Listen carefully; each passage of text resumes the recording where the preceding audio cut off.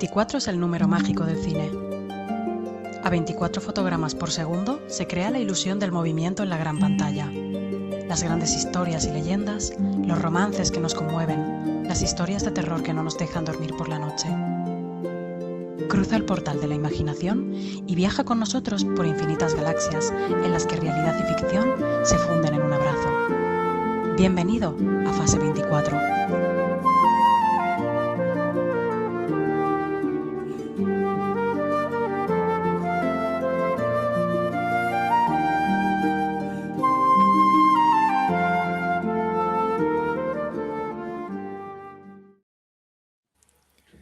Saludos y bienvenidos a Fase 24. Estamos aquí en un nuevo episodio, vamos a llamarlo especial, vamos a llamarlo tertulia, vamos a llamarlo entrevista también, porque hoy es un poco de entrevista. Y en el mundo de la fantasía, uno de los favoritos de Fase 24, este mayo de sci-fi, este mayo de ciencia ficción, lo vamos a cortar hoy de raíz.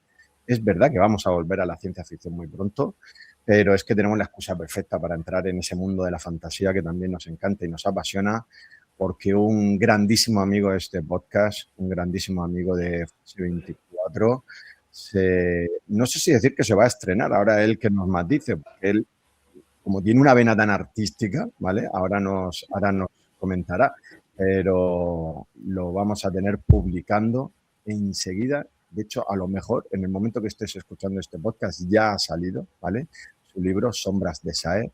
Y hoy no vamos a hacer nada de spoiler de esta novela. Vamos a hablar mucho de fantasía, vamos a hablar mucho de bosques, vamos a hablar mucho de magia, pero ojo, no vamos a entrar en detalles de la novela. Os vamos a plantear ese mundo y vamos a hacer conexiones con otros mundos de fantasía. Es decir, vamos a recorrer mundos de fantasía para ver esas conexiones que tiene con esta nueva novela que, como os digo, se llama Sombras de Saer y que en la descripción del audio tendréis ya todos los enlaces, todas las cosas donde podréis adquirir esta novela, que yo os recomiendo porque he sido de los que ha tenido la suerte de en los borradores previos haber podido ir echándole una ojeada e ir mandando humildemente alguna aportación al escritor. Así es que ese es el planteamiento. Hoy vamos a hablar, como os digo, mucho de fantasía, de magia de bosques y de esta nueva novela que se llama Sombras de Saer.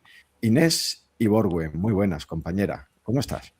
Hola, muy bien, muy contenta de estar aquí, muy contenta de tener a Duriner aquí y de que haya salido ya o vaya a salir, ya esté a puntito Sombras de Saer, que me parece que es una historia súper chula. Va a ser difícil no hacer spoilers, pero nos lo hemos prometido. No queremos que la gente pueda sorprenderse como lo hicimos nosotros cuando lo leímos. Y nada más, a disfrutar, a ver qué sale. Correcto, ya sabes que hoy va a ser un poco raro, porque normalmente somos todos los que entramos, somos equipo, ¿no? Pero hoy somos 3 personas, vamos a decir, que somos los que estamos en plan debate, en plan tertulia, y una persona que es nuestro entrevistado. Es raro, ¿no? Es la primera vez que lo vamos a entrevistar, pero eso también va a tener su gracia. Me voy hasta Cádiz para hablar con mi querida Maeron. ¿Cómo estás, compañera? Pues muy bien y además también muy feliz. Este es un libro al que yo le tengo mucho cariño porque lo conozco creo que desde casi el capítulo 1, que me lo iba mandando así capítulo a capítulo y yo decía, no me da tiempo a leerlo, ya me manda otro capítulo. O sea, tengo una sensación muy de mucha felicidad de poder ver por fin que todo eso se ha acabado, ¿no? Y creo que va a ser un libro, yo creo que va a gustar mucho, porque a mí me ha gustado mucho y a la gente que le gusta la fantasía se va a meter en un mundo genial. Vamos, estoy segura. Yo, bueno, ahora iremos con los razonamientos, con las cosas que podemos contar, pero lo primero es presentar a nuestro invitado de hoy. Hoy viene con galones de invitado, de entrevistado, de escritor, de autor, de persona que, como suelo decir, cuando han pasado por aquí, donde hoy se sienta nuestro querido invitado, Antonio Runa, o Javi Marcos, o Eduardo Segura, pues hoy ese lugar de honor es para nuestro queridísimo Duriner. Muy buenas, compañero. ¿Cómo estás? Muy buenas noches. Pues aquí encantado de estar aquí. Muchas gracias porque además es una sensación rara estar aquí no para hablar de otras cosas, sino para contar movidas mías, que es un poco inusual, la verdad. Y además también acompañado, pues eso, de lectores beta y la lectora alfa, que es Maeron, además, que como bien dice, está desde el inicio del proceso de escritura. Así que muchísimas gracias por este huequecillo que me habéis dado, porque es todo un honor. Muy bien. Mira, lo primero que quiero es que te conozca la audiencia, porque los que pertenecemos a la Sociedad Tolkien Española, la mayoría de nosotros sabemos perfectamente quién eres, ¿no? Quién es Duriner. Pero yo quiero un poquito que quieras presentarte a aquellos que a lo mejor no te conocen o te conocen menos y que les digas, pues, quién es Duriner, quién es este autor de fantasía. A ver, cuéntanos.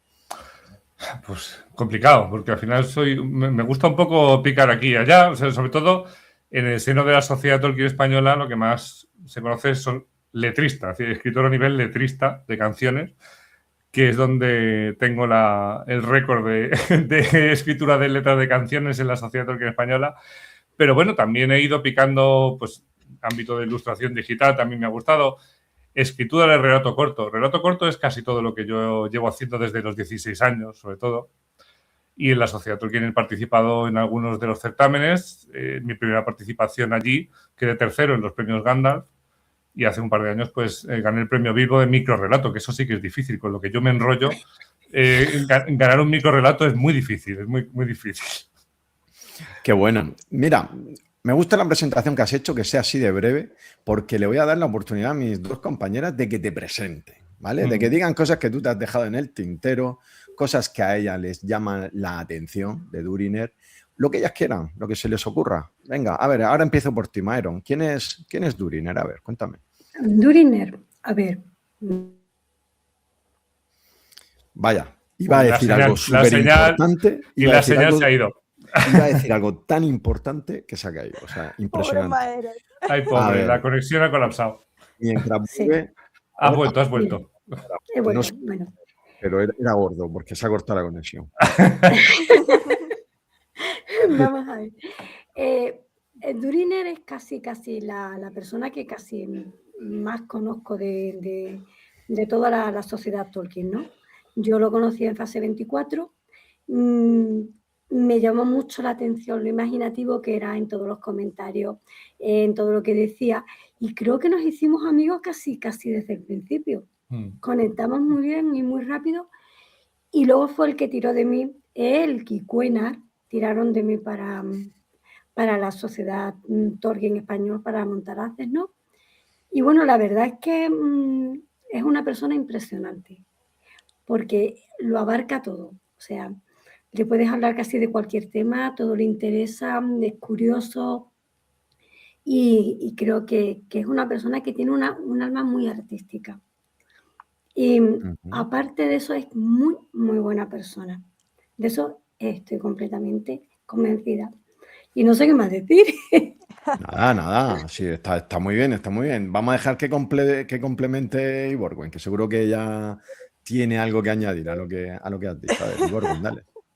Bueno, sí, a ver, me sumo a todo lo que ha dicho Maeron, obviamente, pero yo creo que para mí Duriner es un mago. ¿Tú le ves? Entonces esta persona se ha escapado de un mundo de fantasía y es así, y trae una magia consigo y el alma de la fiesta en el sentido de esa magia, esa chispa, esa imaginación y esas canciones que nos unen a todos. Y bueno, y también, no sé, una persona muy, muy comprometido por las causas justas y que se mete en todos los jaleos, que casi, o sea, está metido en tantas cosas porque casi no duerme. Y entonces, claro, la vida le renta, le multiplica. Y bueno, no sé así más que puedo decir que no haya dicho ya Maeron, que es un tío genial. Y lo que pasa es que está mal que yo lo diga porque al final compartimos neuronas, así que... Y Iborguen siempre en mi equipo. Ay, hombre, hoy se tenía que decir esa frase. Y además compartimos un relato los tres, en concreto, ¿verdad? Estamos en un grupo de... Ajá. No, Oye, ese relato quiero leerlo, ¿eh? No, a ver, es un relato cooperativo que tenemos en Montaraces, que hay gente fuera de Montaraces. Está Nemba, por ejemplo. Está Cuenar. Nunca sé si se dice Cuenar o Quenar. Como tú quieras. Está él, bueno, hay más compañeros, ¿no? Pero nosotros tres en concreto, además yo creo que hemos hecho casi una parte seguida los tres, ¿no? O algo así. Hubo un poco de conspiración para un trozo. Sí. Hubo un poco de... Vamos a acordar cómo va a seguir esto. Porque... Sí. Hacemos un poquito de trampa los tres, porque nos mandamos lo que ha escrito el otro. Oye, pues cuando la acabéis, quiero verlo publicado en algún sitio, aunque sea en un blog o donde sea, ¿no? Se va publicando, los capítulos van saliendo. Se está publicando en la Estel se va publicando. Ah, perfecto. Pues la Estel la tengo, o sea que... Pues mira, justo eso, mira que suelo echarle bastante ojeadas a la Estel. Por añadir contexto, la Estel es la publicación que hace la Sociedad Tolkien Española a los socios en formato revista, donde se van publicando contenidos de la asociación. Muy buena puntualización, porque no todo el mundo que escucha Fase 24 está dentro de la Sociedad Tolkien Española, que para quien no lo sepa, bueno, es el nexo de unión aquí de las 4 personas que estamos hablando. Antes de entrar en Sombras de Saer, os quiero hacer una pregunta relámpago, ya que estamos hoy muy literarios. Quiero saber qué estáis leyendo en estos momentos, ¿vale? Yo os lo digo ya y así os doy tiempo a pensar, porque a lo mejor tenéis que pensar. Yo tengo ahora mismo 2 lecturas que antes era incapaz de leer 2 libros al mismo tiempo, pero ahora tengo una lectura de entre semana para dormir por la noche antes de dormir, que en este caso es La Odisea, porque quiero llegar bien preparado a la película, ¿vale? Así es que estoy retomando esa lectura de La Odisea que en su día leí, pero hace 1000 años. Perdona que te corte, Javi, ¿en qué? O sea, ¿la estás leyendo como en poema o como...? No, es en el formato, es en un formato, lo que pasa es que no tengo aquí la Kindle. En Kindle, si eres Amazon Prime, hay una versión que es gratuita y está muy... O sea, está escrita que se puede... No es un poema, desde luego, pero tampoco es una lectura muy contemporánea, ¿eh? Entonces, está la cosa ahí a medio camino, pero...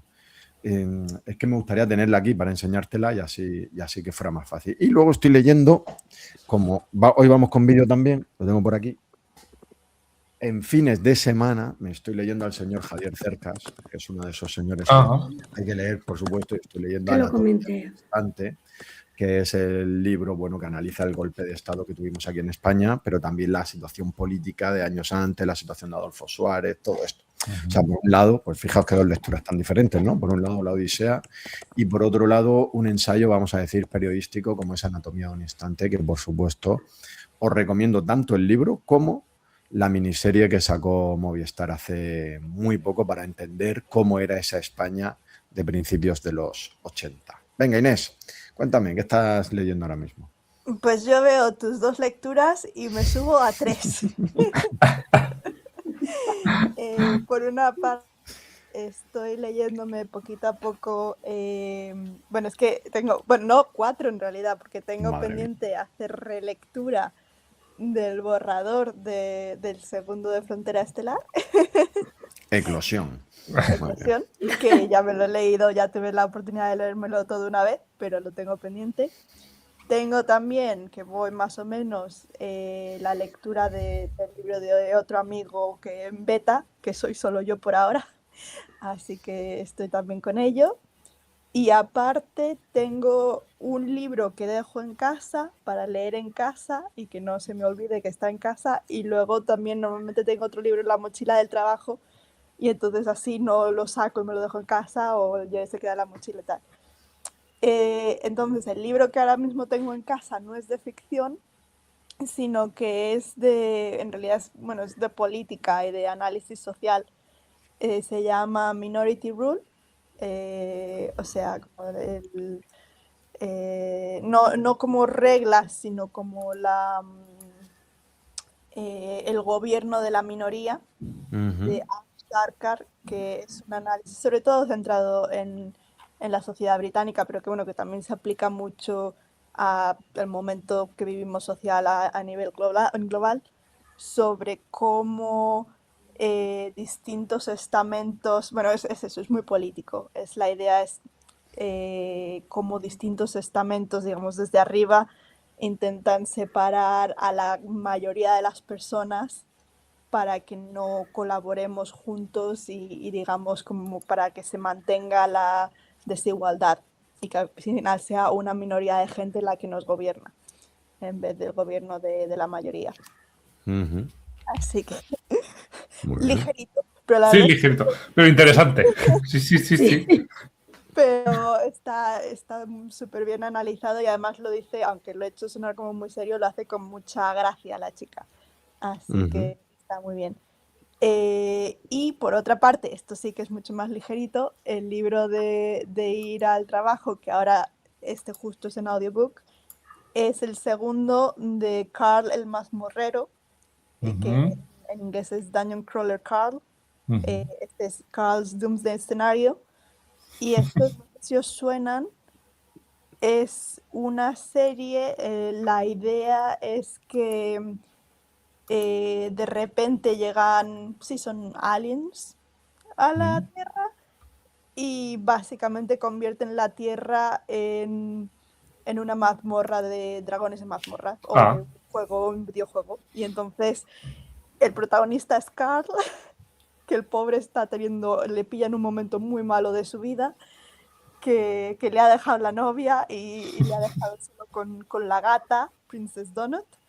Y entonces Carl y Donut tienen que sobrevivir a este escenario, que es lo que se ha convertido la Tierra, como en una mezcla de, sí, de mazmorras de videojuego, guión, es un espectáculo televisado a toda la galaxia. Es súper ligero y si sois fans, pues eso, de este tipo de, yo qué sé, de juegos o de World of Warcraft o algo así, o sea, ujú. va a haber muchas referencias que os van a sonar y es todo en clave de humor. Muy bien. A ver, Myron, ¿qué estás leyendo ahora mismo? Pues en este momento, Nacidos de la Bruma, que me lo recomendaron. Voy por los primeros capítulos, entonces no puedo así contar mucho. Evidentemente fantasía, ¿vale? Me está gustando bastante lo que estoy leyendo, aunque se aleja un poquito del mundo de fantasía que más me gusta a mí.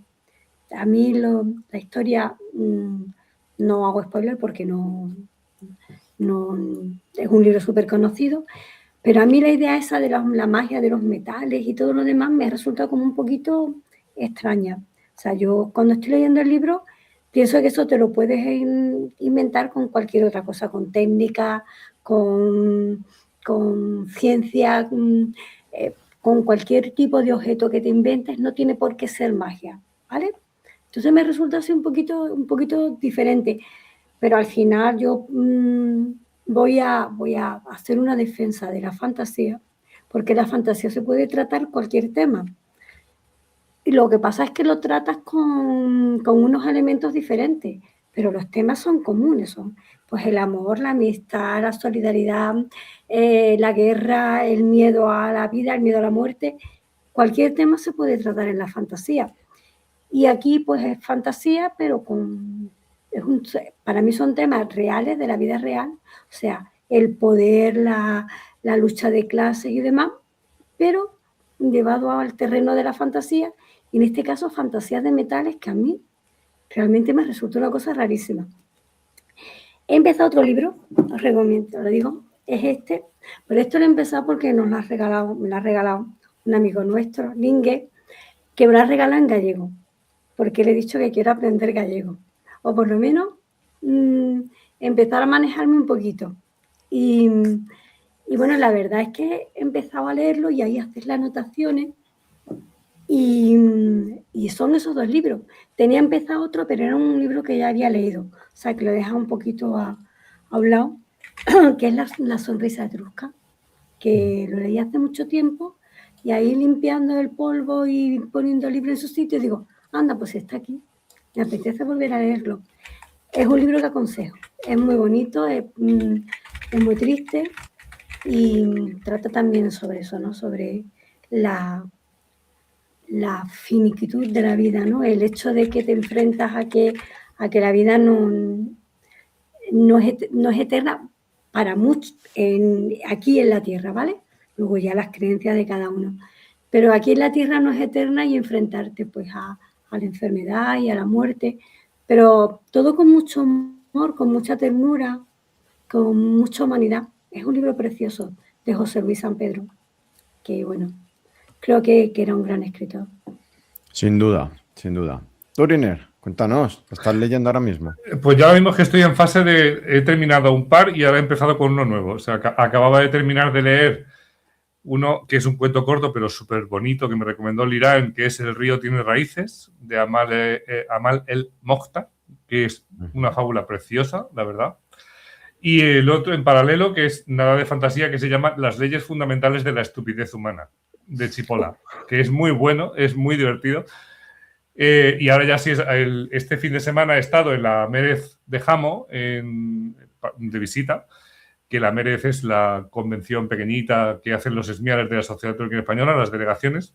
Y allí conocí a Ana B. Nieto, que es una autora, y conseguí La huella blanca, que es una novela histórica, un género que no suelo leer, pero vamos, que le adquirí un ejemplar y me lo empecé a leer hace un par de días y ya voy bastante avanzado porque me encanta cómo escribe esta mujer. O sea, muy chula y muy fluida la forma de narrar y lo que está contando sobre los celtas. La verdad, es una historia basada en la época de los celtas. Muy bien. Bueno, chicos, chicas, aquí acaba la introducción y aquí empieza el formato entrevista. Así es que tanto yo, o sea, yo estoy en plan moderador, ¿eh? Yo voy a poder hacer preguntas y tal, pero yo creo que Inés y Mairón le metan caña aquí a Duriner, le pregunten, le pongan en apuros. Y ya sabéis, no hacemos spoilers de Sombras de Saer. El apuro va a ser ese, ¿eh? El apuro va a ser no hacer spoilers, no hacer spoilers. Va a ser difícil, pero lo vamos a intentar. Sí. Yo lo primero que te quiero preguntar ya como autor, ¿vale? Y ya después que pregunten mis compañeras, es cómo entra el mundo de la fantasía en Duriner. Si tienes recuerdos de esos primeros momentos, esas primeras lecturas, esos autores que fueron los que te hicieron entrar en el mundo de la fantasía. Pues sí, hay uno que es un poco más difuso, que ya cuando uno es más pequeño, que son los libros de Elige tu propia aventura. Que ahí siempre hay algún rasgo de todo lo que hay, siempre hay alguna cosa que esté orientada a la fantasía. Y luego, es que el Barco de Vapor no he conseguido recordar ningún solo título que tuviera fantasía en particular. Pues estaban los mifenses, pero eso es más alienígenas que fantasía, que era lo que más recuerdo yo de la infancia. Pero sobre todo yo creo que el punto de inflexión es a los 14, 16 años con El Hobbit. Porque yo recuerdo haber visto de pequeño la película de Bakshi de El Señor de los Anillos, recuerdo haberla visto y haber borrado todo de mi memoria y luego haber echado mano del libro del Hobbit y decir, un momento, todo esto me está recordando algo.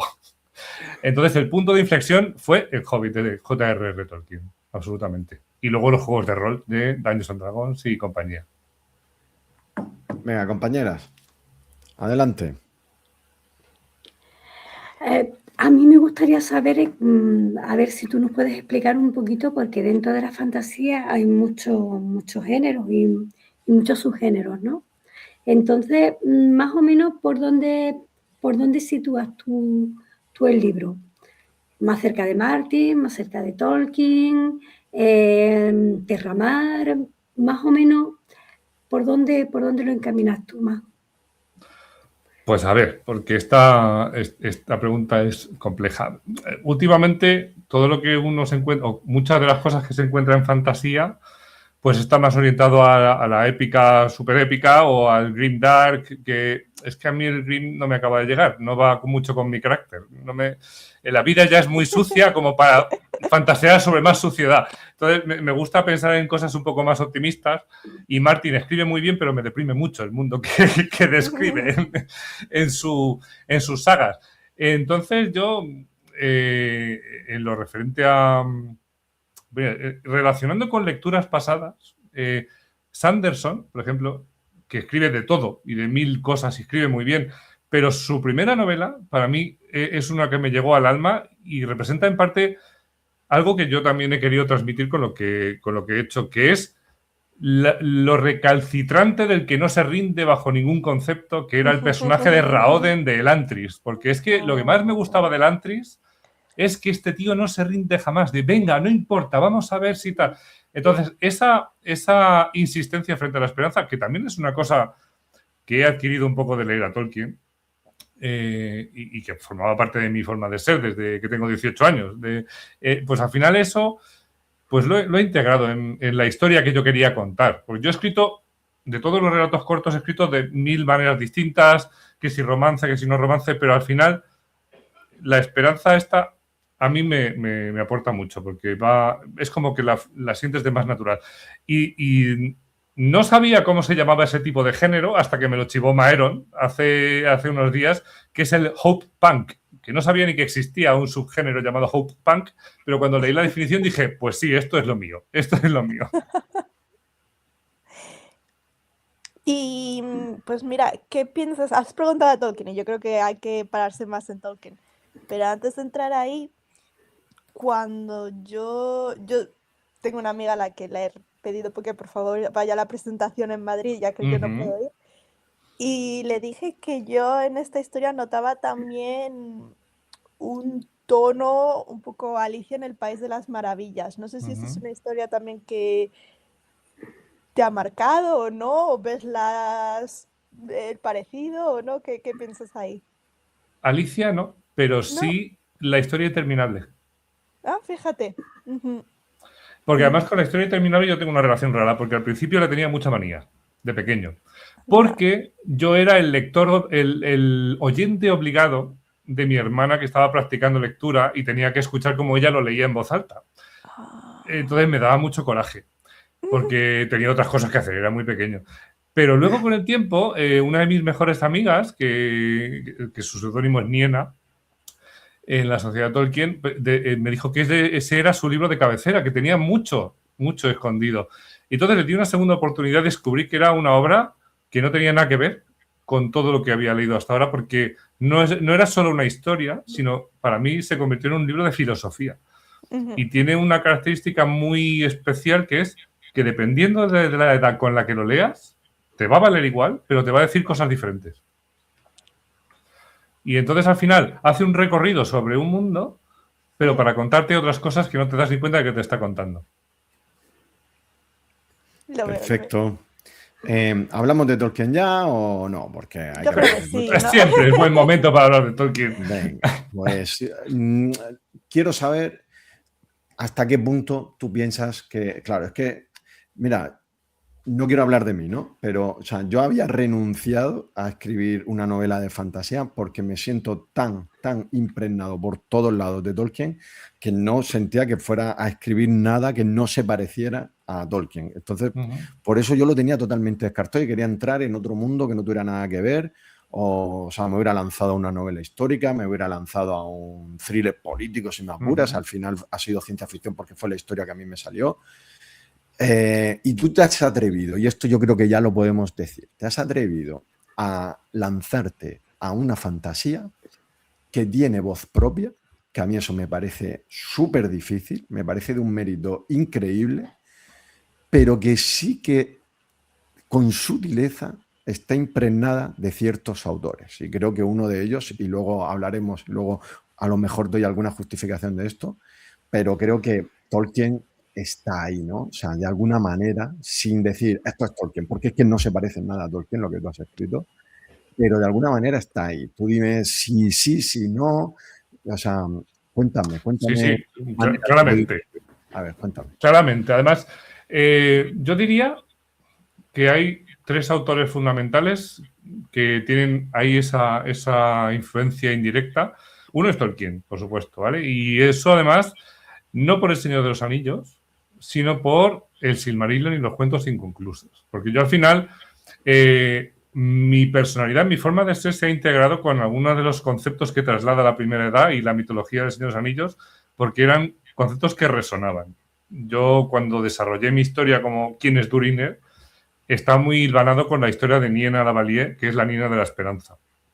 Y entonces eso influye mucho en cómo ves la vida, en cómo cuentas historias también. Cuando son historias propias, no es cuando vas a escribir algo relacionado con el mundo de otro, bueno, pues te adaptas un poco, pero cuando estás haciendo algo propio, pues al final dejas una parte tuya ahí y haces el mundo como tú quieres verlo, como quieres compartirlo con los demás.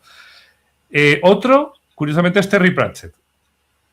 no por su sarcasmo, sino por su profundidad, lo que trasciende más allá de las bromas que hace, porque hay personajes suyos con muchísima sabiduría y dentro de lo humorístico esconden una visión del mundo que merece mucho la pena. Y luego el otro, Michael Ende, por su otra forma de contar historias también. Sí. Qué bueno. Bueno, pues no sé si con lo que ha dicho Duriner os surge a vosotras alguna duda o algo que queráis comentar. Veo a Maeron con muchas ganas. Venga, dale. A ver, a mí me gustaría que hablaras sin hacer spoiler, ¿vale? Pero un poco de la estructura de la novela. La novela no tiene una estructura así lineal, o tiene una estructura... por lo que yo puedo contar, yo creo que eso no cuenta nada. Hay como una estructura como de espejo, ¿vale? Una estructura que yo he visto en novelas que son realistas totalmente, se parece muchísimo a la estructura de un libro de Vargas Llosa, que me acuerdo yo, de La tía Julia y el escribidor, que son capítulos que se van alternando y van contando la misma historia, pero desde diferentes puntos. Es como un espejo. A mí me gustaría saber cómo has planteado tú la historia para que llegue a un final que todo podamos, en los que todo confluye. ¿Cómo es esa estructura? ¿Cómo la has concebido? Bueno, a ver, es que aquí para empezar a lo mejor yo creo que es interesante contar cómo ha empezado todo esto, cómo se ha escrito todo esto. Porque, claro, ¿cuál es la base? No sé si preferís hablar más tarde del world building o... Lo digo porque sí, yo creo que... Porque realmente primero tendremos que meternos en la historia, presentarlo, Sí. ¿no? Quiero... Contesta esto primero y ahora... Vale, el problema es que no había una motivación concreta porque es que surgió sobre la marcha. Es que, además... no existió una planificación de cómo escribir. Surgió. De hecho, todo o casi todo lo que yo hago a nivel creativo no tiene planificación previa. Surge así y se hace de forma impulsiva. Entonces, bueno, de hecho, Maeron lo sabe, lo que decía, que es que dice, no me da tiempo a leer lo que me estás mandando porque escribes muy rápido. Es que realmente el manuscrito, el primero, se escribió en 9 días. Porque yo me senté una noche a escribir y no paré hasta que lo terminé entero.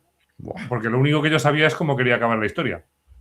No sabía ni cómo empezar ni cómo se iba a desarrollar.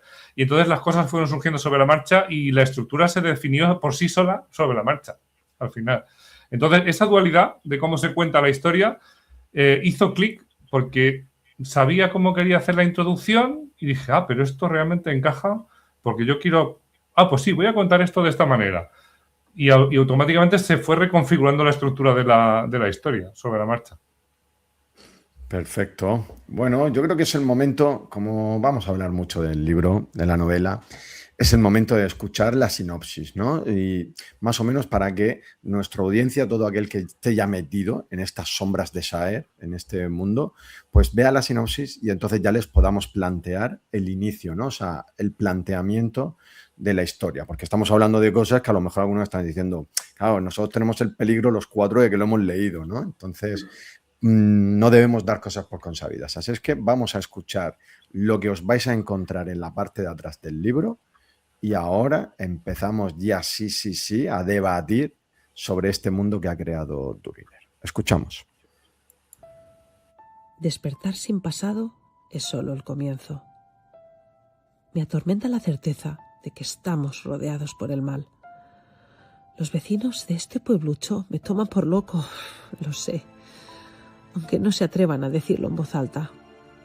Pero bien que se aseguran de no acercarse al bosque. La salvación de esta gente está en mis manos. El bosque de Shaer debe ser destruido. Cuando Pluma y Roca abren los ojos, no recuerdan absolutamente nada. Ni dónde están, ni cómo han llegado allí, ni quiénes son o cómo se llaman siquiera. A un lado, un pueblo silencioso rodeado por un aura púrpura. Al otro, un bosque tan oscuro que parece frenar el paso de la misma luz. Sus recuerdos y su identidad no son lo único que ha desaparecido, ni rastro del sol, de la luna o de las estrellas. Mientras emprenden un incierto camino juntas en busca de respuestas, algo aguarda en el bosque y las sombras acechan en todas partes. En algún lugar, un alma torturada sigue su propio camino, sumido en una espiral de oscuridad. Bienvenidos al bosque de Shaer.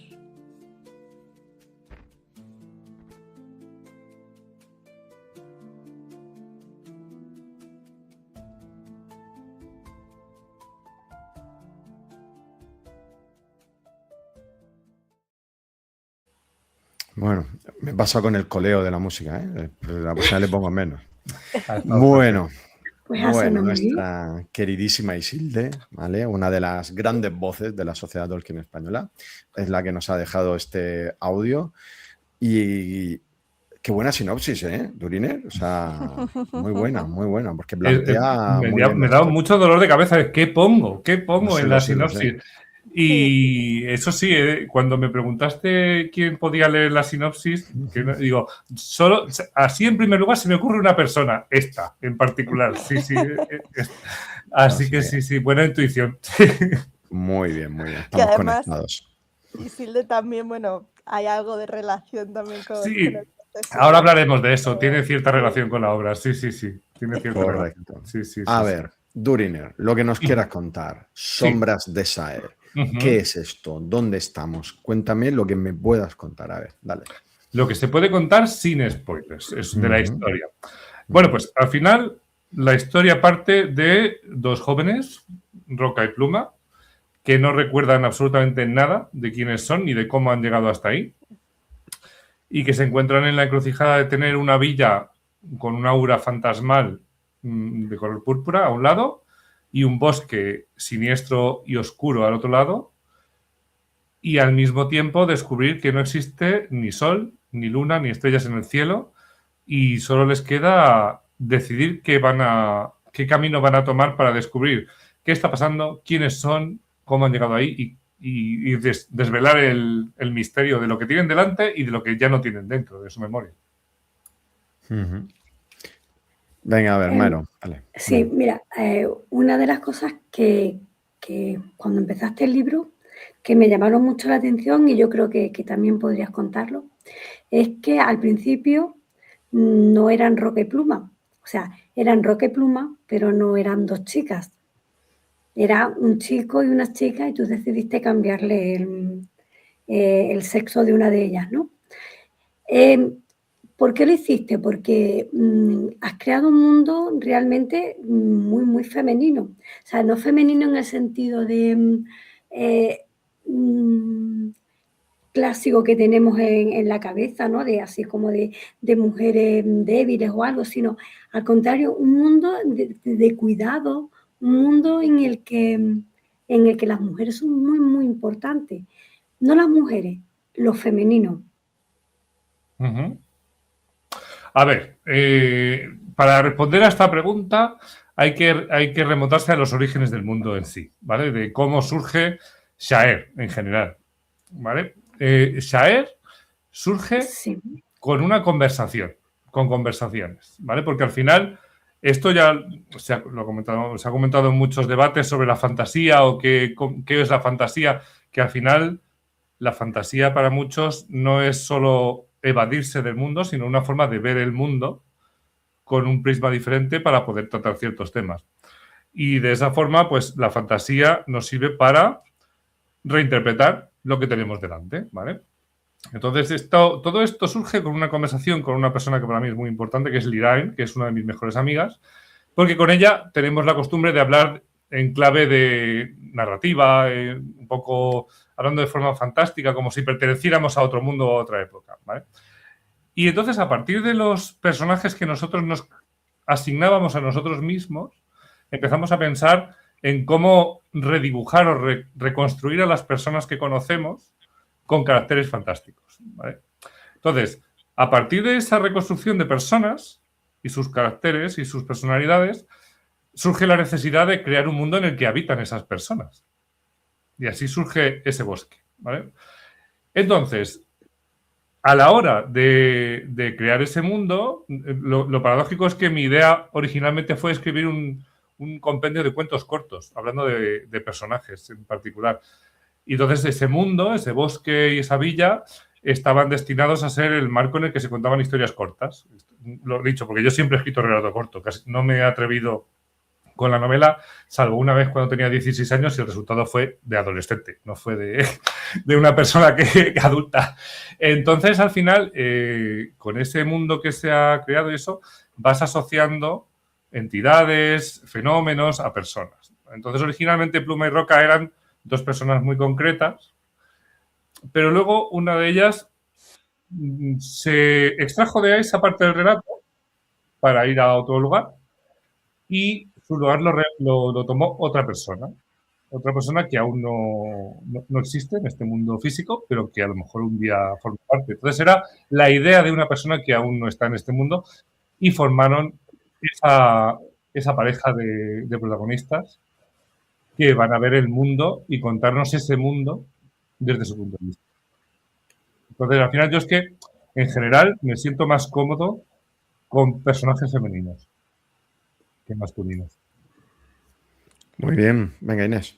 Yo quería hablar un poquito sobre, para que la gente se haga la idea de la atmósfera del libro, ¿no? Porque me parece que el resumen está súper guay, ¿no? Lo que hemos escuchado, la intro, pero para mí también es importante decir que, al menos la forma en la que yo lo veo, es un poco más hablado muy bien de la historia interminable, que es una historia que es accesible tanto a adultos como niños. O sea, no es tiene un punto de escenas que sí que te pueden dar un poco más de miedo, ¿no? o de como, ¡ay! Pero también me parece que es un cuento de hadas, o sea, es fantasía, cuento de hadas. Entonces, creo que, no sé si quieres decir un poco más de eso, sobre todo cuando has dicho eso, la historia interminable, el Hobbit, la fantasía, digamos que antes no se tenía tan en cuenta porque la gente pensaba esto son historias para niños y ahora parece que se ha revalorizado, pero como volviéndolo en algo para adultos. Y me parece que esta historia un poco como que refleja o revaloriza la fantasía como cuento de hadas para niños y adultos. Sí, además el objetivo era eso. Yo no escribí pensando en un... De hecho, cuando me preguntaron, hablando con una agente literaria, ¿para qué público lo enfocas? Digo, no tengo ni idea. Pero ni idea, porque yo lo he escrito en general, pensando en que lo leyera quien quisiera. No era... Ni me he ceñido en detalles que son solo para adultos, ni me he ceñido en temas infantiles, porque la historia tenía que fluir por sí misma para llegar de forma general sin que fuera forzado. Entonces sí, es intentar contar una historia que puede abarcar un público más infantil o más juvenil, pero al mismo tiempo he intentado dejar semillitas de conceptos que al leer ciertos pasajes, quien quiera darle vueltas, diga, espera, esto a ver de qué va. Sí. Entonces he intentado, lo dicho, lo que decías tú, cuando lo leas en una época o cuando lo leas un poco más adelante, a ver qué cosas descubres. Yo creo que el libro es para todo amante de la fantasía, evidentemente, eso por supuesto, y el rango de edad yo creo que tiene que ser una persona que ya tenga cierta madurez lectora, ¿no? O sea, quizá en un público adolescente este libro le va a venir un poquito grande. También depende de la madurez, ¿no? Hay adolescentes que pueden leer cosas bastante complejas, ¿no? Pero estoy generalizando un poco. Y yo creo que ese es un poco el abanico que tú vas a tener de personas que se vayan a interesar por esta historia. Lo digo porque una cosa que le suele ocurrir a muchos escritores en la actualidad es pensar que sus libros son para todo el mundo, ¿vale? Y realmente no es así. O sea, cada libro tiene su público, ¿no? Y tenemos que saber quién es nuestro público para centrarnos en ellos, para buscarles a ellos y a ellas, porque ahí es donde realmente tenemos que, en tu caso, y además yo creo que lo vas a descubrir enseguida en el momento que el libro esté a la venta, que por cierto, ahora lo comentamos, ¿no?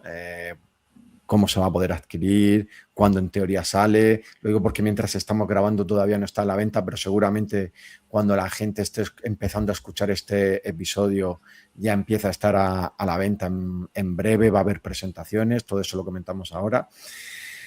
Pero yo quiero hacer una advertencia, que es sobre todo, me quiero centrar en lo que he dicho antes. Olvidaos de toda la fantasía que habéis leído hasta ahora. O sea, olvidaos completamente, porque, y aquí es donde te quiero lanzar la pregunta, Duriner, no sé cómo, ha conseguido construir una fantasía que no suena a la fantasía de nadie. Y eso para mí es el principal mérito. ¿En qué momento, en qué punto tú te diste cuenta cuando estabas escribiendo de decir, esta es mi voz, esta es mi historia, esto no se parece, o sea, aunque sí que hay influencias, no se parece a nada, o sea, ¿te lo tuvo que decir la gente para que tú fueras consciente o tú ya eras consciente de que esta historia era tuya propia y que era original? A ver, yo en general, tal y como creo las cosas, no soy consciente de nada hasta que está terminado. O sea, porque hago las cosas de forma muy impulsiva. Lo que sí sabía es que era mi voz. Eso sí, sabía que yo sabía que quería contar una historia, sabía cómo quería terminar la historia y todo lo demás fue fluyendo como si yo hablara con el teclado. O sea, yo estaba manteniendo una conversación contándole un cuento al teclado, básicamente. Y ya os digo, tanto es así porque es que lo hice en 9 días. Entonces, no me daba tiempo a reflexionar sobre lo que estaba haciendo. Estaba contando lo que me surgía de forma espontánea. Hasta tal punto que sí que recordé una vez a Tolkien con el famoso personaje Faramir que se lo encontró sobre la marcha. Pues a mí me pasó. O sea, me encontré con un personaje que no esperaba y ha seguido. Y ahí siguió durante toda la historia. Entonces, hasta que no estuvo terminado y revisado y empecé a oír opiniones de la gente, no me di cuenta de hasta qué punto era diferente de lo que normalmente te encuentras en lo que has leído. Porque yo estaba manteniendo una conversación con el ordenador en el que escribía. Perfecto. Byron, Inés. Sí, bueno, yo creo que es que, claro, es difícil hablar sin entrar en spoilers, pero yo es que sí que creo que es el tipo de historia que si yo la hubiera tenido con 8 o 10 años, que me hubiera flipado y igual no le habría sacado el mejunje, ¿no? O habría pillado todos los temas que estás tratando, pero creo que ojalá tener eso, una edición ilustrada así, cada página de verlo. Me parece que es un mundo muy visual y igual es por lo que has dicho que tu experiencia es más de relatos cortos, pero también creo que se ofrece a ser casi episódico en el sentido de cómo van avanzando, sobre todo la trama de las dos chicas, ¿no? Como digamos, los distintos personajes que van encontrando o los distintos problemas que van resolviendo, casi te lo podrías imaginar como una serie y cada episodio.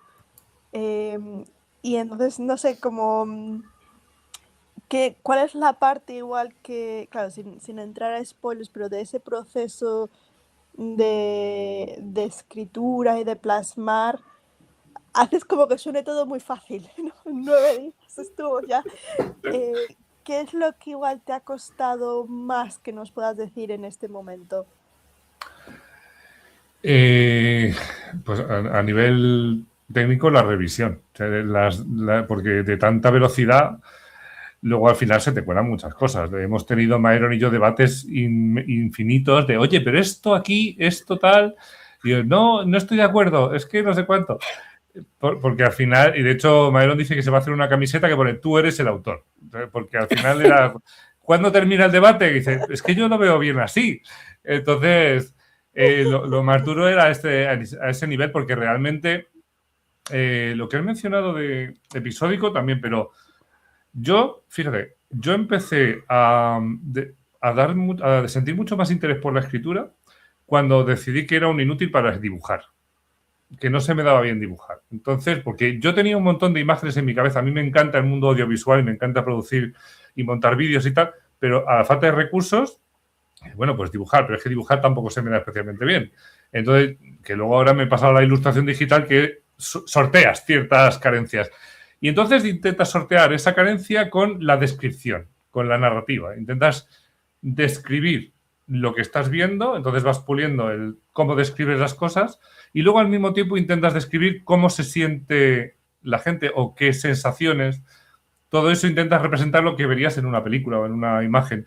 Entonces, al final eso influye mucho en cómo cuento las historias porque originalmente intentaba suplir una carencia de lo que yo no era capaz de hacer. No podía hacer una película, no podía hacer un corto, no podía dibujar un cómic y entonces lo sorteé utilizando las palabras. Luego ya al final ha empezado a formar parte de mí de forma intrínseca. Ya las letras y yo, eso es lo que más... Mira que yo soy de ciencias puras, pero a mí siempre me ha apasionado la lengua, el latín, todo lo relacionado con las lenguas y la escritura, desde primero de BUP, para los que somos de esa quinta, siempre me ha gustado. Entonces, a partir de ahí, ha formado parte de mi forma de contar las historias en vez de una manera visual directa, una manera visual interna. Bueno, pero sí se transmite, o sea, queda súper, eso, las imágenes. Claro, la idea es dibujar en la mente del lector lo que estás viendo en tu cabeza. Sí. Eso se transmite genial. Sí, hemos discutido mucho por los adjetivos, ¿verdad? Sí. Este adjetivo es más, este no, este sí. Que hay, bueno, aparte ya de la forma de escribir, que escriben muy bien, o sea, no te permites hacer una descripción así rápida o sucinta, sino que te recreas mucho, ¿no? En la descripción de los personajes, en la descripción de los espacios.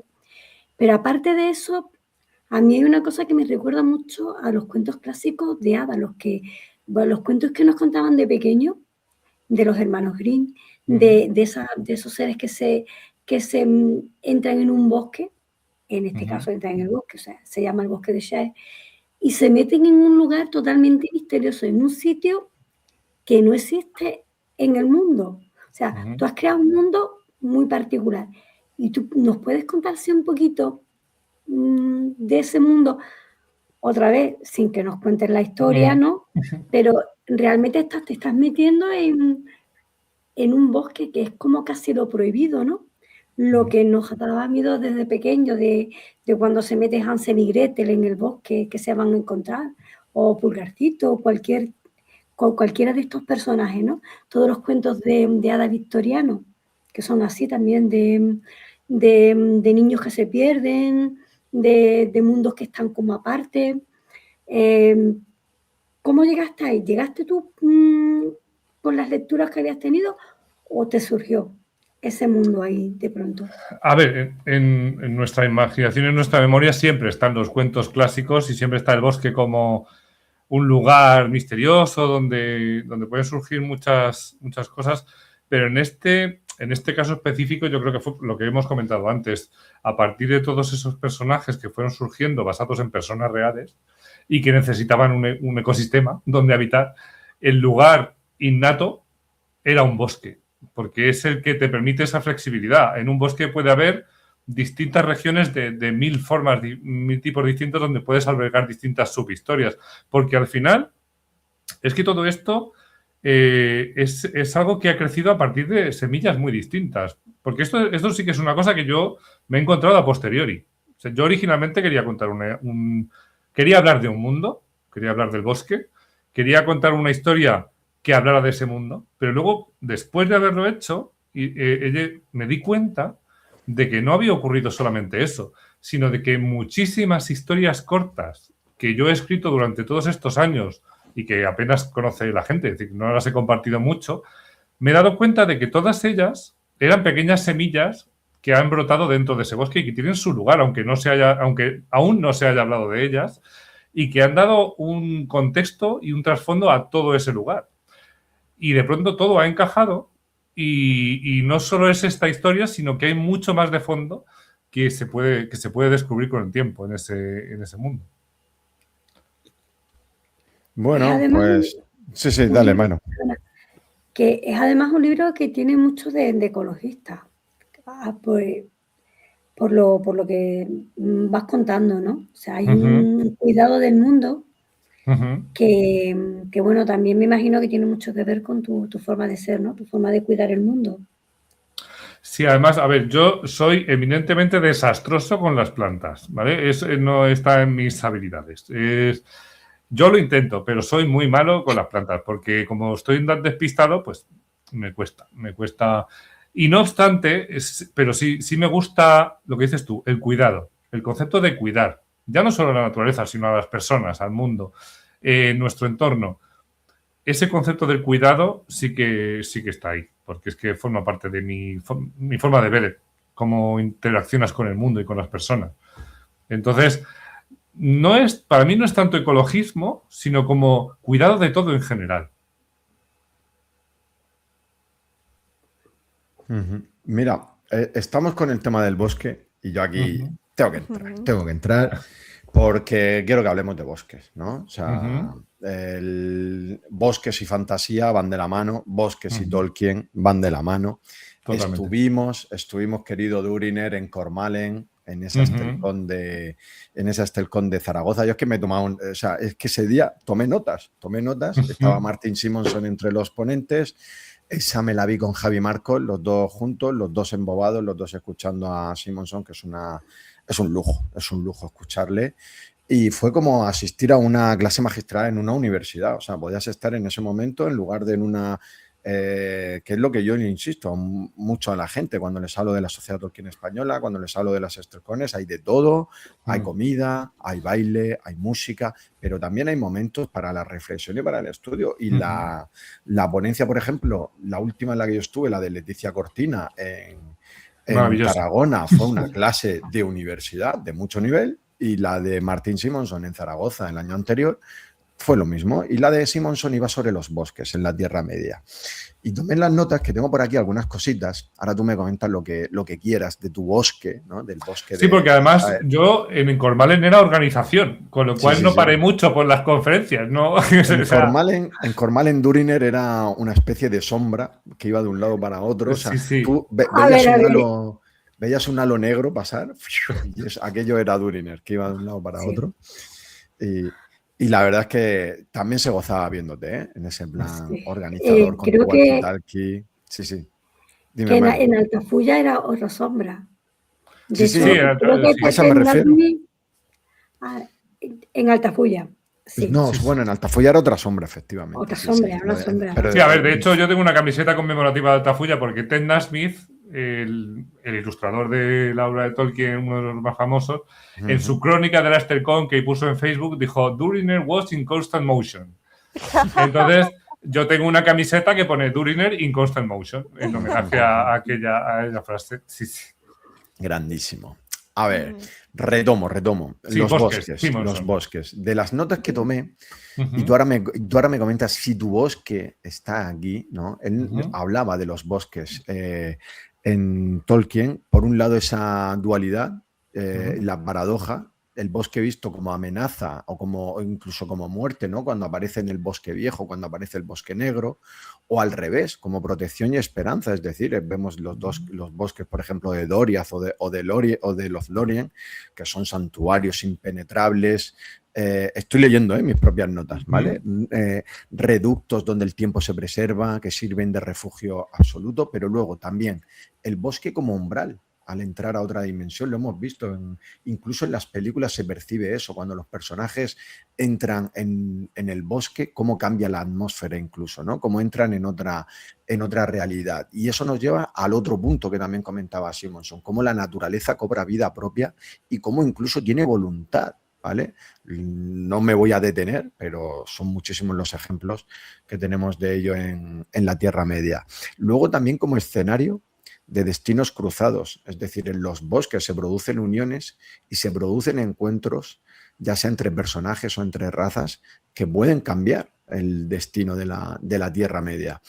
Y luego, para terminar, el bosque, que esto ha dicho algo Myron ahora hace poquito, como resistencia ante el desencanto de ese progreso industrial y tecnológico, es decir, como el último reducto, ¿no? Que nos queda a la humanidad, como el que nos queda a los seres humanos, de donde todavía la naturaleza persiste. De hecho, no sé si os pasa, ¿no? Pero cuando te vas a andar, fuera de la civilización, cuando te alejas de la autovía, cuando te alejas de las ciudades y te adentras en un bosque y notas que ahí sí que estás lejos, de que la carretera más cercana a lo mejor está a 5 kilómetros, es como que sientes algo, ¿no? Sientes el pulso de la naturaleza.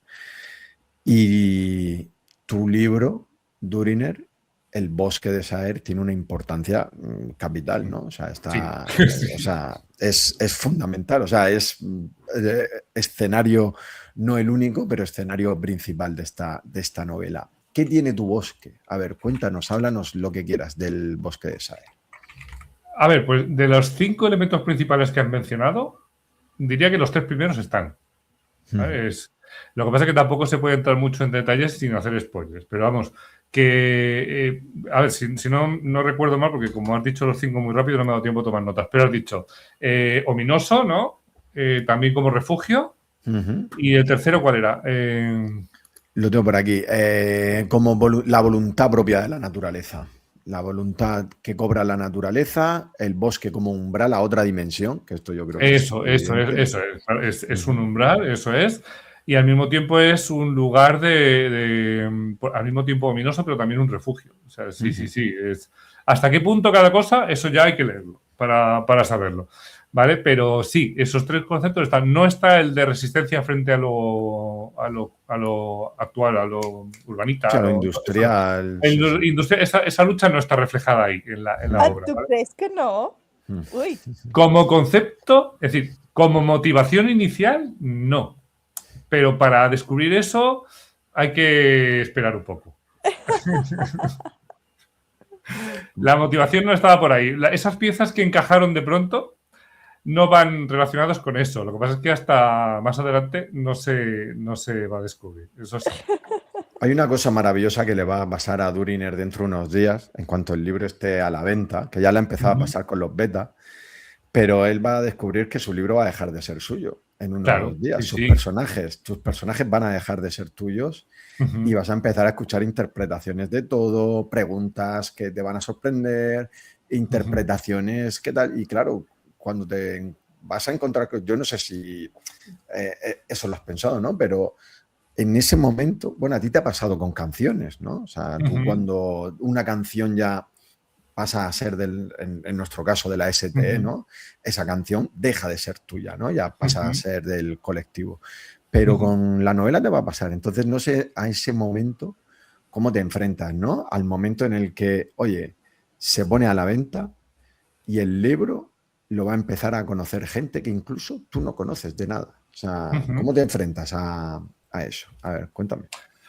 Pues, a ver, lo primero, no llevar la contraria al lector. Es decir, cada uno es libre de hacer la interpretación de la obra tal y como la siente, porque al final de eso se trata. Tú compartes algo y luego cada uno tiene su propia interpretación. Igual que en los debates de los Balrogs con alas o sin alas, cada uno decide cómo quiere interpretarlo. Y sobre todo porque a lo mejor también es un poquito esa visión de yo que soy padre, los padres y las madres que le dicen a los hijos, espérate un momento, que ya en su momento. Entonces, no te voy a adelantar acontecimientos, ya lo descubrirás cuando tengas que descubrirlo, porque lo suyo es que te lo encuentres, no que te lo den hecho. Entonces, mi objetivo es no llevar la contraria. Es decir, tú lo interpretas así, maravilloso, disfrútalo así, porque es lo que te... Ahora, si algo que interpretas te hace sentir mal, dices, no, tranquilo que no era eso, no, tranquila que no era eso. Pero disfruta la obra como tú quieras disfrutarla, porque de eso se trata la lectura, de llegar a un texto e interpretarlo a tu manera, disfrutarlo a tu manera. Entonces, tampoco no quiero sentar cátedra y decir, yo lo he escrito con esta idea, estás equivocado. No, siéntelo, que cuando la historia esté terminada del todo, ya a lo mejor cambias de idea o a lo mejor no. Eso, sí, hay que dejar ese margen para la interpretación. Igual que lo que decíamos de la historia interminable, si a los 12 entiendes una cosa y a los 40 otra, ¿cuál era la correcta? Entonces, correcto. No hay que corregir de antemano porque eso. Sí que me has recordado mucho a una de las razones por la que la portada es como es. Porque al principio yo me planteé hacer la portada yo. Pero precisamente hablando con Isilde, dijo, oye, ¿por qué no dejas que la haga una ilustradora que haga su propia reinterpretación de la obra? Y dije, Portada pues que tiene está algo. hecha sin inteligencia artificial, que Eso creo es, que a ti te interesaba mucho remarcarlo. Sí, porque a ver, sí, yo trabajo en el mundo de la tecnología y la IA para mí es una herramienta de productividad, es una cosa que es muy importante y es un salto muy representativo de cómo podemos mejorar ciertas cosas. Pero también soy defensor de los seres humanos y de sus creaciones. Entonces, para mí la IA es una herramienta que ayuda a los humanos, pero no debe reemplazar a los humanos. Entiendo que en otros contextos no nos queda otra. Por ejemplo, si es un particular que no tiene presupuesto o es una editorial pequeña que necesita optimizar costes, pues puedo llegar a entenderlo. Entonces, cuando la editorial me dijo que trabajaba con stock o con IA, dije, no te preocupes, que ya me encargo yo de hablar con una ilustradora para que la portada sea hecha por humanos. Porque igual que la historia es una cosa íntima que yo he compartido, quería que todo el proceso, dentro de lo posible, no vamos a llamar aquí a alguien a escribirlo grabando en madera, pero al menos la portada y el contenido fueran hechos por humanos. Entonces, por eso busqué a Marta Maldonado, a Maldo, de Desmial de Lorien, que es una ilustradora con muchísimo talento, que se leyó la novela e hizo la portada a partir de habérsela leído. Uh-huh. Mí... la portada de la novela, que la puede ver la gente en la miniatura que acompaña a este episodio, que la pondremos también en redes sociales. Bueno, cuando salga el libro ya nos encargaremos de hacer spam a tope para que la gente conozca la novela y también vea la portada, que la portada ha quedado muy bonita también. Eso sí, la verdad es que el trabajo que ha hecho Maldo es maravilloso. Sí.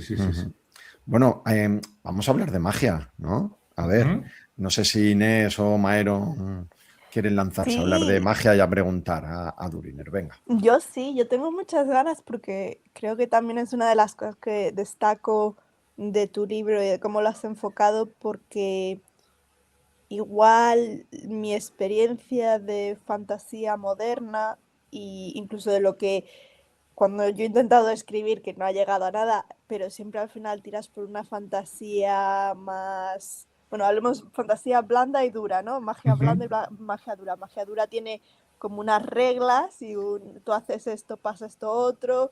Tú vas a una escuela de magia y hechicería y te dicen exactamente cómo tienes que hacer para conseguir ciertos resultados.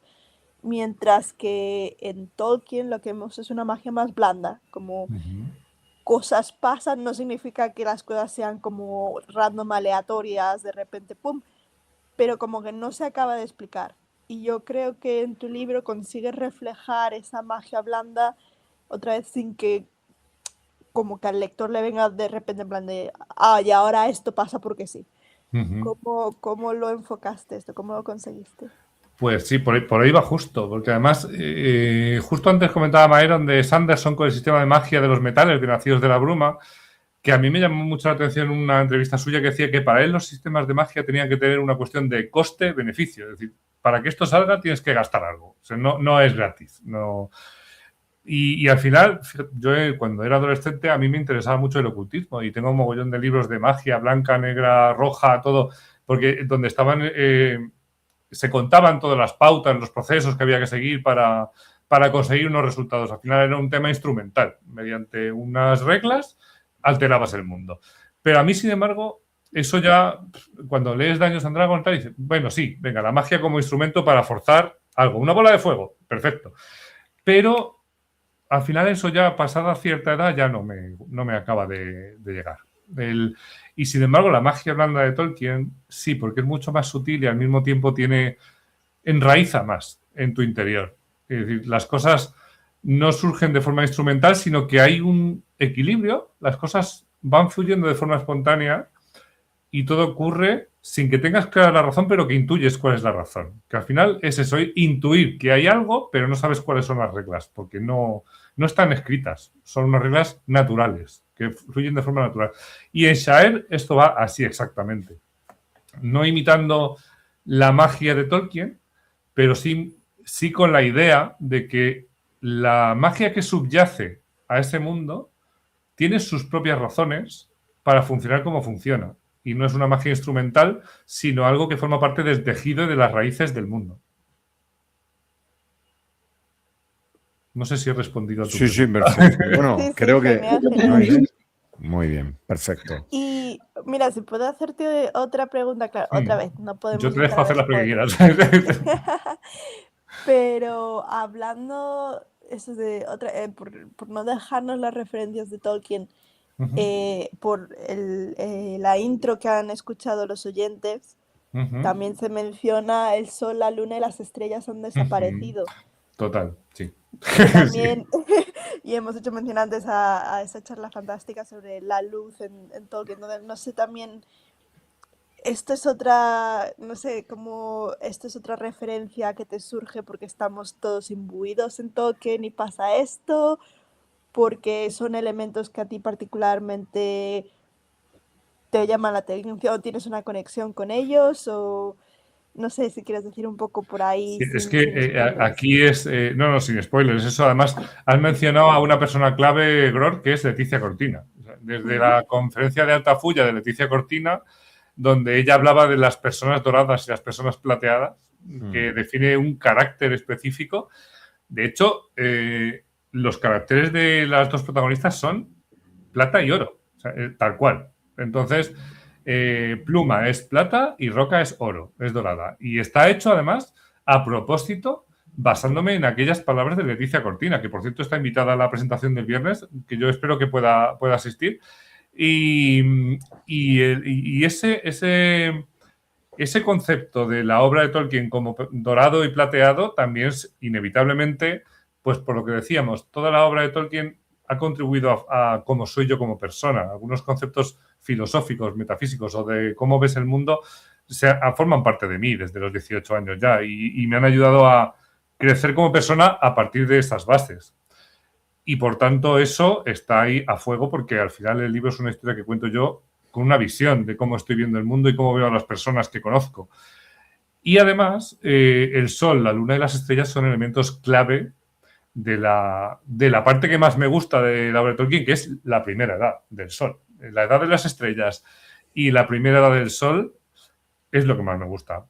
Yo llegué a Tolkien por El Señor de los Anillos, bueno, el Hobbit, Señor de los Anillos, pero realmente lo que me gusta es la primera parte, la de Silma. Entonces, todo lo relacionado con el sol y la luna y esa historia de amor que tiene, que no trasciende aquí, pero sí que la pertenencia del sol y la luna como concepto está ahí. Y las estrellas como elemento clave están ahí. De hecho, eso, son nexos imprescindibles para entender todo el contexto de la historia. Muy bien, perfecto. A ver, Myron creo que quería decir algo. Bueno, yo es que, tal como estabais hablando, todo el tiempo estaba pensando en Leticia Cortina, que en cuando Sí. la relación de la luz en el libro es impresionante. O sea, todo el tiempo estás como viendo la lucha entre la oscuridad y la luz, y cómo el mundo se va formando a partir de ahí, ¿no? Y va formando, además, todo el mundo se va recuperando y va recuperando su luz.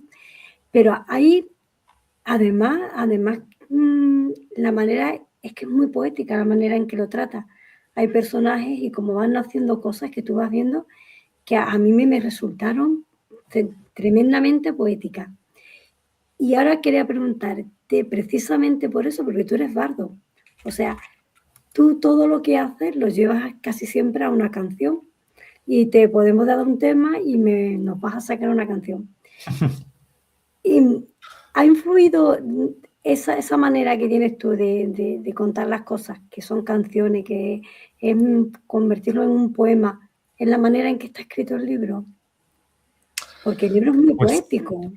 Por varias vías. A ver, lo primero, antes he mencionado a mi amiga Belén, a Niena, que es una de mis mejores amigas. Una vez me presentó a un escultor que ella conocía, porque ella es escultora, y me presentó, este es mi amigo Duriner, es poeta. Jamás en mi vida me había visto como un poeta, porque yo escribo mucha poesía, escribo canciones, escribo poesía, escribo prosa, pero jamás me había visto a mí mismo como poeta. Y entonces cuando yo se lo hice notar, dice, es que da igual lo que estés haciendo. Ya da igual si es fotografía, si es ilustración, si es prosa o es verso. Todo lo haces con ánimo poético. Entonces, al final es así. Y la historia de Shaer está escrita, aunque esté en prosa, está escrita con un ánimo lírico, con un ánimo poético, ¿vale? Y también hay canciones, de hecho hay canciones, no podía ser de otra forma. De hecho hay un pasaje que, como comentamos Iborgüen y yo, dijo, sí, está cantando, sí, pues sí, lo veo. Así que, entonces las canciones, por no hacer spoilers, ¿vale?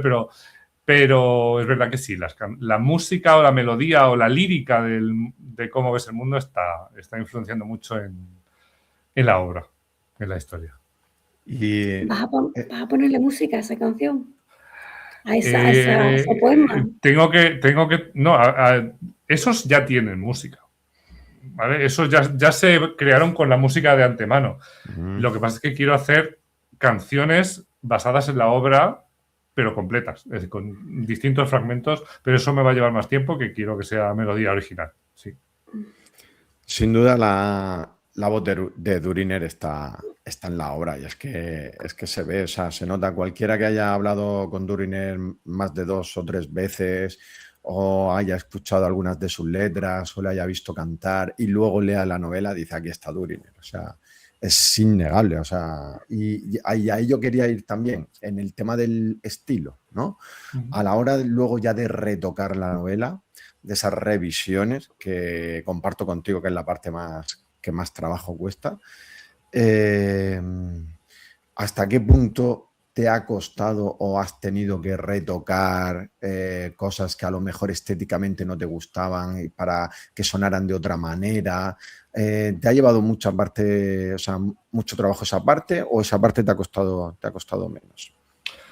Pues a ver, por un lado estaba el debate que tenía con Maeron de yo este adjetivo no lo veo, o este adverbio no tal, ¿vale? Eso, pero eso al final debatías un poco y llegábamos a un acuerdo. O sea, no había mucho problema. Era más un tema de cosas que no era consciente, de cosas que vamos arrastrando desde el principio de los tiempos, de fallos. Por ejemplo, la raya larga de los diálogos para mí no existía, yo usaba guión.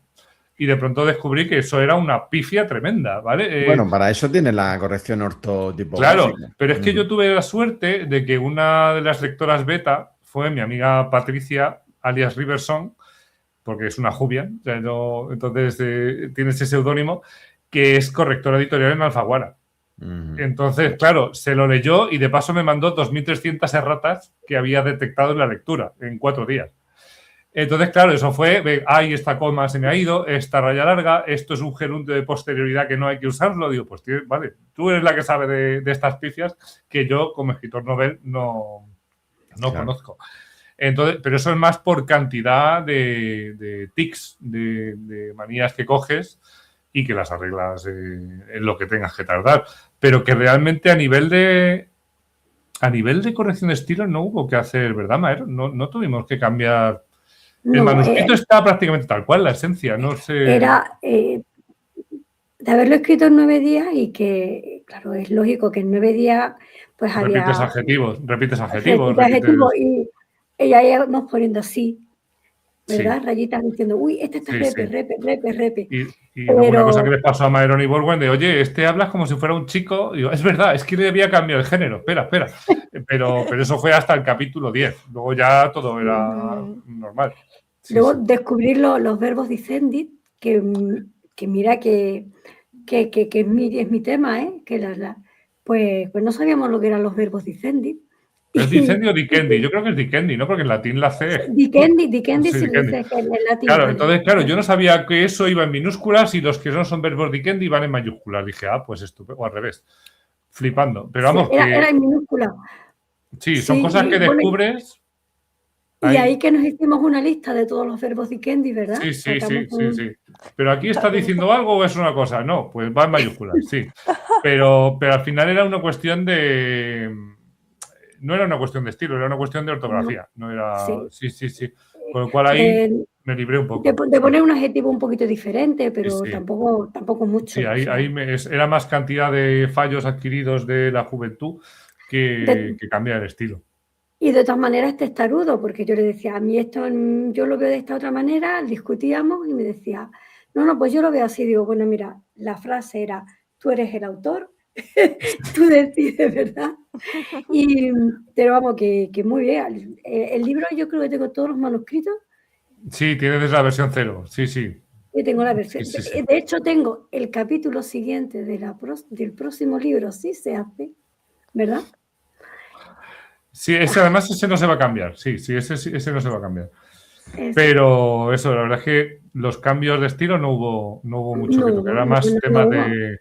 Era tema técnico, sí. Yo tengo que decir que fue alucinante. O sea, esos 9 días que yo, además esos días prácticamente, yo me iba a la terraza. ¿Cuándo se empezó a hacer? No me Era un acuerdo. 19 de julio o algo así, sí, vamos. Sí, Lo miramos. o sea, yo en la terraza, o sea, y me quedaba por la noche y empezaba a mirar y había terminado de leerlo y de pronto voy a cerrar el ordenador con todas mis correcciones y me veo 2 capítulos más. Que me ha mandado 2 capítulos. Pero ¿cómo es posible que escriba tan rápido? Y luego las correcciones sean de un tipo, bueno, pues nada, un adjetivo, una coma, vamos a cambiar esta frase es un poco larga, vamos a hacerla más corta. Pero prácticamente nada más que eso, ¿verdad? Sí, yo creo que la esencia estaba ahí, tal cual. Sí, lo demás era a nivel técnico. Pero eso sí fue lo más costoso, ¿eh? Fue lo más costoso. No era tanto... Sí que la lucha estaba, porque a veces yo tengo tendencia a escribir no solo respetando la ortografía, sino también usando la palabra escrita como una forma de pintar. Entonces, a veces uso las mayúsculas de forma deliberada para reforzar el texto, aunque sepas que no va en mayúsculas. Entonces, ese debate luego al final con la corrección, venga, vale, de acuerdo, va en minúscula, va. Pero bueno, salvo eso, yo creo que fue bastante fluido el tema. Sí, sí. Sí, yo estaba revisando mi conversación con Duriner sobre el tema y tal. Y la verdad es que poquito, hombre, que Maeron se pegó muchísimo más trabajada con el tema que yo. Maeron se lo ha leído como 8 veces, en cada una de sus versiones. Sí, sí, sí. Pero no tengo la culpa de los errores que tengáis. No. No hay errores. Por si acaso. No hay errores. Nada. No, los errores. Podemos hablar. El nombre de Shaer. ¿Por qué? Si nos lo puedes decir en este momento. Sí, es muy fácil. Además, como decía antes, este mundo surgió de una conversación con Liraen, ¿vale? Con mi amiga Liraen. Bien, uno de sus seudónimos es Sharaen. Y entonces el inicio de Sha y el final de Duriner es lo que formó Shar. Porque al final este mundo, aunque todas las historias y todos los personajes los haya desarrollado yo, los he contado yo, esto es gracias a ella también. O sea, los dos somos semilla de este mundo. Entonces, para mí, Shaer era la forma de fusionar los dos creadores del mundo.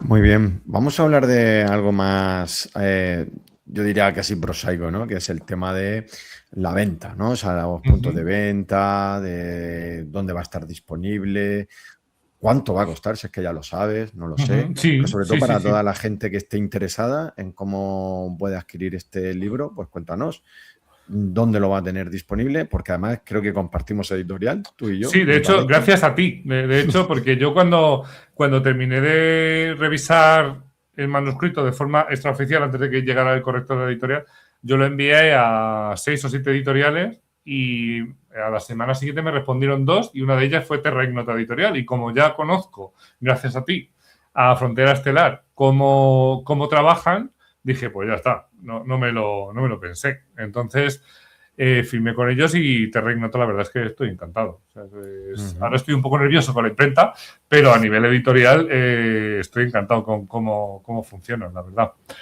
Y pues sí, el precio ya está. Son 284 páginas lo que tiene la novela al final y va a costar 17,50 y ahora mismo está en la fase de preventa que luego ya posteriormente pues igual que estará en Amazon, en ebook, quiero decir, en Amazon, pero en el resto de librerías también, como trabaja Terra Ignota.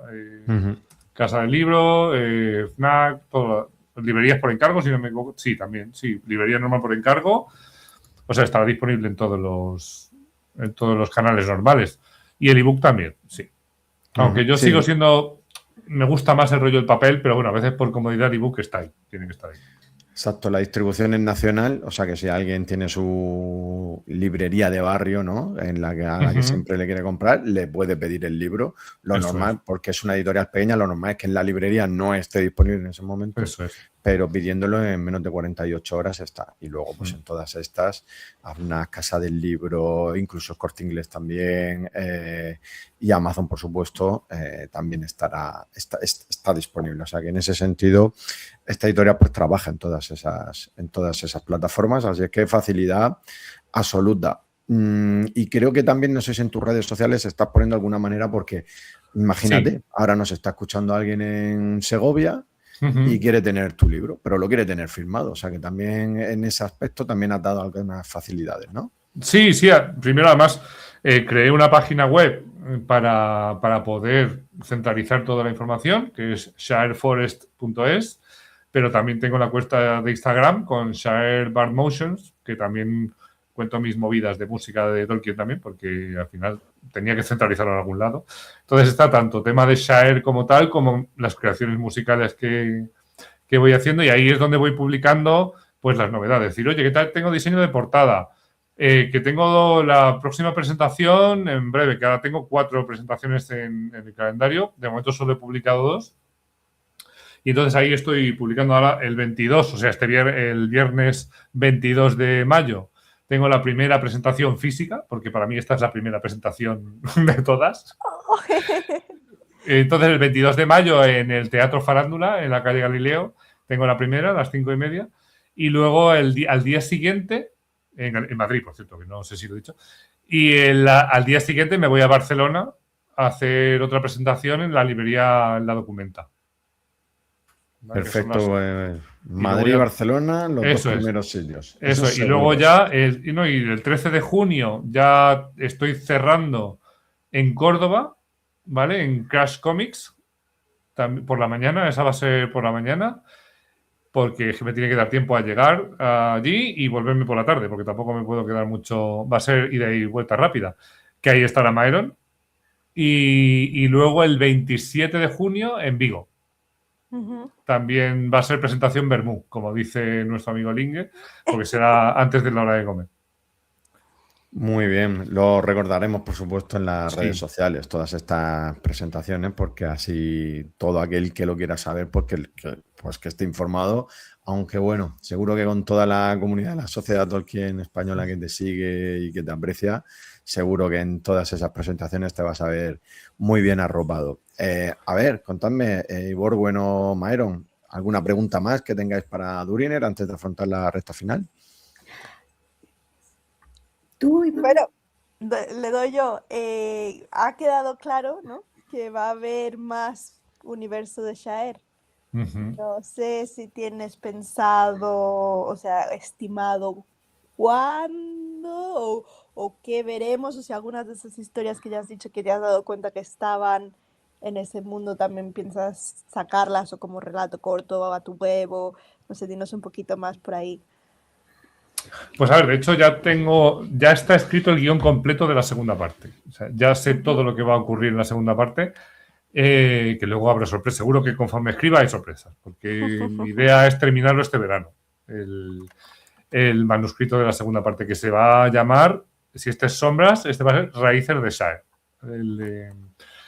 Y ahí mi objetivo ya es no sentar la base, sino comunicar ese algo más que ahora mismo no se llega a ver o a intuir, pero sí que sea se note más lo que está ocurriendo realmente. ¿Vale? Y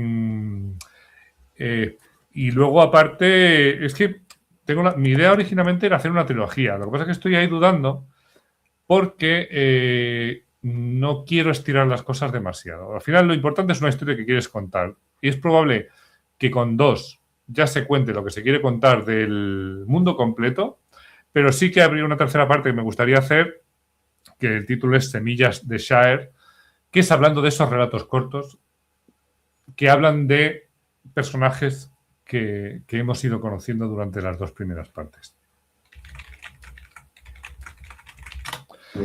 Myron, ¿que querías tú comentar algo también? Vale. Vamos a ver, ya tenemos una lista de los nombres que te lo has currado mucho, porque además sabemos que hay unas personas detrás, ¿no?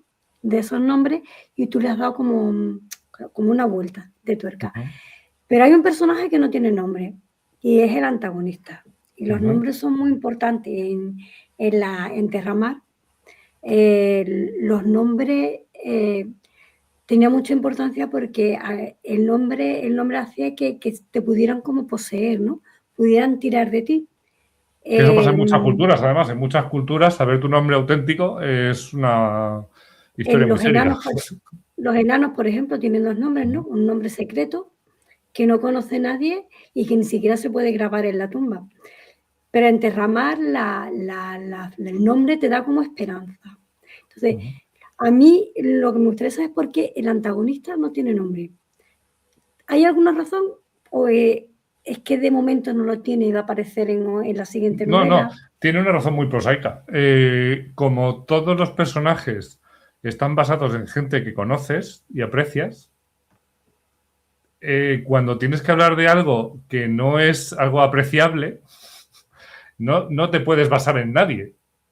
Porque al final odiar es una cosa muy seria. Entonces, como para convertir a alguien en una persona antagonista, ya tiene que ser muy chungo. O sea, no... Y para hablar de gente que no me cae bien, tampoco voy a escribir sobre ello.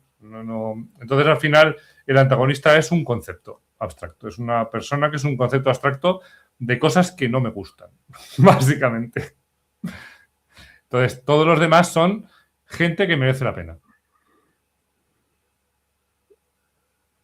Muy bien, pues perfecto. No sé si tenéis más dudas antes de que entremos en la recta final. Yo no quiero dejar a nadie sin lanzar alguna pregunta, si tenéis, o si ya entramos en el capítulo de reflexiones finales que hoy va a cerrar el propio Duriner. Yo lo único que quiero decir es que, bueno, que tuve la oportunidad de ver uno de los primeros, bueno, no sé si era de los primeros o de los últimos, porque no estuve tan dentro del proceso como Maero. Tú leíste el que se mandó editorial. Perfecto. Yo uno de los últimos borradores sí tuve la oportunidad de verlo y nada, simplemente reafirmarme en todo lo que he dicho, que estamos ante un libro de fantasía muy diferente a todo lo que hemos leído hasta ahora y os puedo asegurar que por lo menos yo en concreto he leído en este género, he leído a bastantes autores y he leído bastantes libros y no me suena ni me parece a nada. Tiene su voz propia y eso es bastante decir, o sea, es bastante complicado con todo lo que se ha escrito, pues que suene tan original como suena este Sombras de Saer. Y nada, que quien quiera descubrirlo, que tiene una oportunidad magnífica, que lo pondremos en las redes sociales, donde va a estar a la venta a partir del momento en el que ya esté, y que por supuesto en la descripción del audio, si te parece, Durine, lo que pondremos es el enlace a ese blog que has creado, donde, como tú bien has dicho, pues se va centralizando toda la información. Así es que esa era mi aportación para el cierre. Y Borwen, venga, adelante. Nada, yo creo que ha estado muy, muy guay hablar así, aunque nos hayamos tenido que morder mucho la lengua. Espero que la gente nos escuche y se atrevan a entrar en el bosque de Shaer.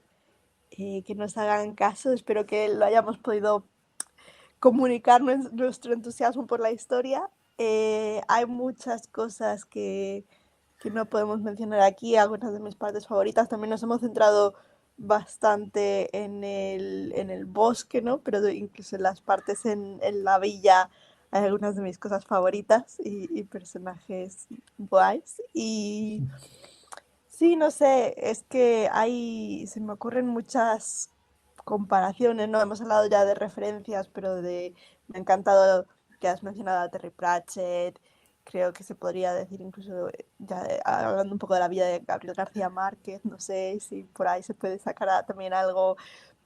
Eso, hay muchas referencias, hay mucha chicha que sacarle y luego al final una vez sale, ya hemos dicho que cada lector puede hacer su interpretación o decir, esto me recuerda. Y como es verdad que es una historia muy, muy poética, no se puede hacer varias lecturas o varias interpretaciones de los símbolos que se presentan y de las imágenes que se nos muestran. Así que nada, eso, estoy deseando de poder leer la historia otra vez y luego de que podamos hablar aquí ya sin guardarnos. Abiertamente, sí, sí. Perfecto, pues muchísimas gracias, Iborguen, por estar otra vez aquí en Fase 24. Vas a hacer... Es intensiva, esta parte para ti de Fase 24. Estuviste hace poco, estás esta semana y la semana que viene tenemos a nuestro amigo Maul. O sea que, bueno, no está mal este mayo con Iborguen aquí en Fase 24. ¿Te vas a cansar de mí? Bueno, cuando llegue el momento te lo diré. De momento es imposible. Querida de la que tampoco nos podemos cansar nunca en la vida, es de nuestra querida Maeron. A ver, cuéntame cositas en este cierre. A ver, como resumen, habéis dicho que es una novela totalmente original. Lo es totalmente original, estoy completamente segura. Pero hay ecos ahí detrás de Tolkien, ¿vale?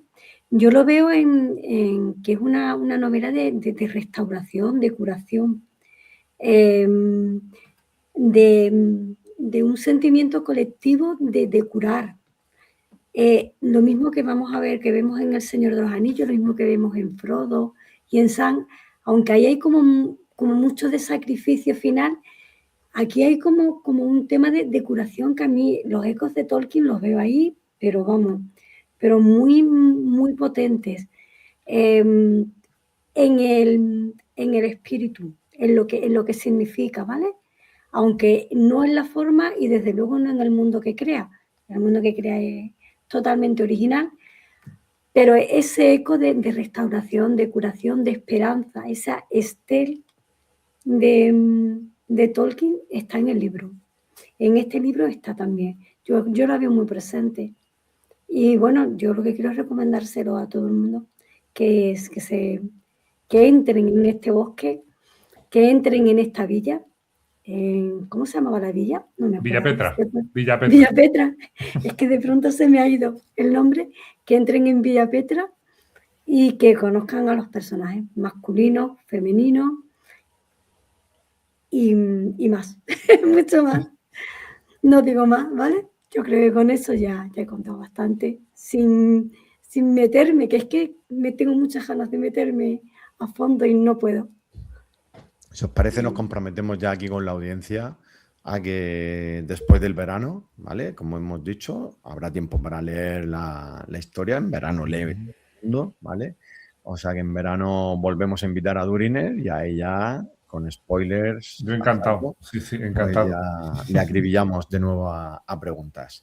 Duriner, tuyo es el cierre de hoy, así es que cuéntanos lo que quieras, lo que se te haya quedado en el tintero, anima a la gente a descubrir este mundo, lo que tú quieras. Hoy cierras tu Fase 24. Adelante.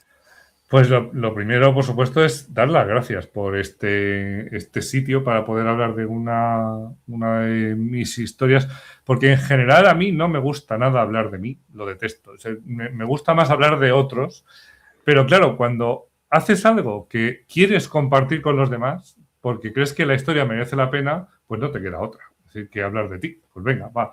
Porque realmente no estás hablando de ti, sino de algo que ha surgido que querías compartir con los demás, igual que las canciones. Entonces, cuando surgió eso y crees que merece la pena y que es un prisma que quieres compartir tu forma de ver el mundo a través de esta historia, porque al final es eso. Y es lo que dice Maeron, llega un punto en el que ya no es Tolkien. Empieza siendo Tolkien, porque es esa Estel. Para mí la Estel, la esperanza de Tolkien, forma parte de cómo veo el mundo, pero llegó un punto en el que ya forma parte de mi forma de ser. Entonces, originalmente fue Tolkien, pero ya soy yo viendo el mundo. Y ni siquiera es Estel, es lo que dije antes, es Niena, la valía Niena de la esperanza. Toda mi vida la enfoco así. Entonces, yo he contado esta historia con ese concepto siempre presente porque forma parte de mis raíces. Como la persona que soy ahora o el Istar que soy ahora, según a quien preguntes. Pero entonces, pues dar las gracias por este lugar para poder compartir y decirle a la gente que estaré encantado de que puedan acercarse a este bosque y a esta visión del mundo para ver qué encuentran y a ver si siguen caminando con nosotros para ver qué hay más allá detrás. Adiós.